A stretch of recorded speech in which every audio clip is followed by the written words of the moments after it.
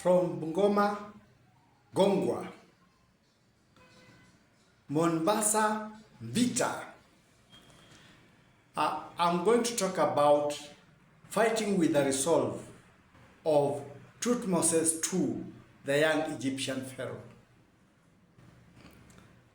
A young pharaoh being ushered in as a pharaoh for the first time had to send a statement to the mighty Hittite kingdom. The Hittite kingdom was in part of the Middle East, rising up to the areas of Turkey, close to those areas. They had a very strong army. They were great warriors.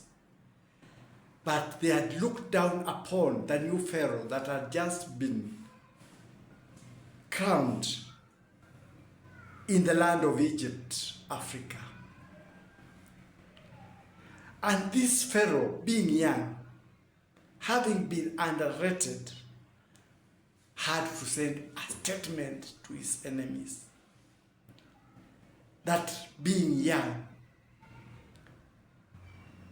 was not in itself a failure and a sign of weakness. He assembled his army,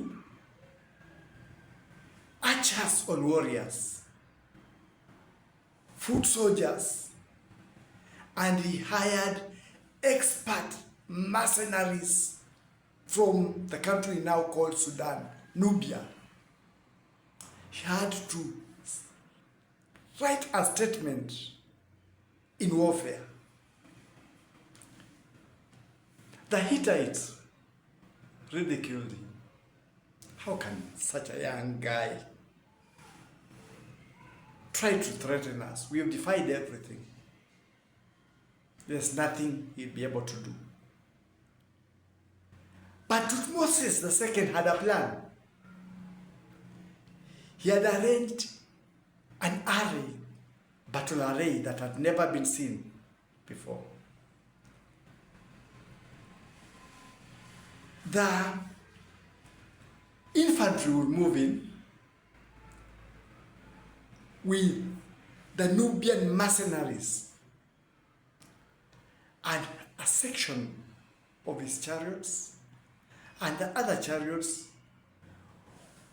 would make their way in, moving in circles at high speed, archers hitting. So when the Hittites came and confronted the army, they didn't know what was in store for them. And Thutmose and his charioteers, in a whirlwind formation, were moving around the battlefield like helicopters, archers hitting at the army, and the Nubians were doing their job, and the Egyptian infantry. The great Hittite army was in total confusion.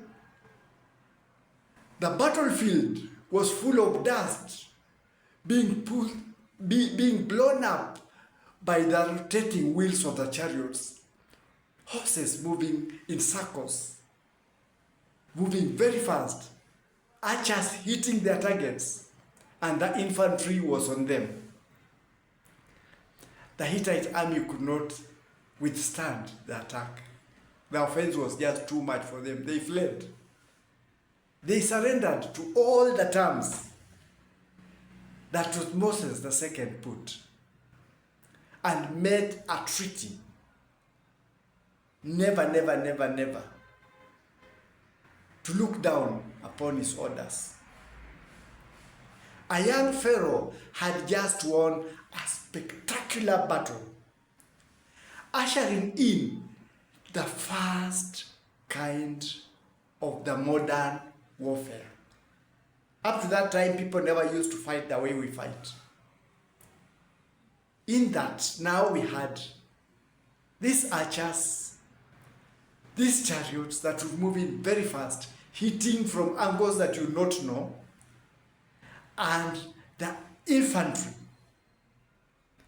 foot soldiers, who were moving in different formations fiercely. A young Egyptian warrior, Pharaoh, had just ushered in the modern warfare, the very first of its own, a kind of war never seen anywhere, never existed anywhere. He was able to bring down, to surrender, a big army, a fierce army of the Hittites. Why are we talking about this young Pharaoh? It's not only his acumenship in warfare. We are talking about the resolve. Yes, African resolve.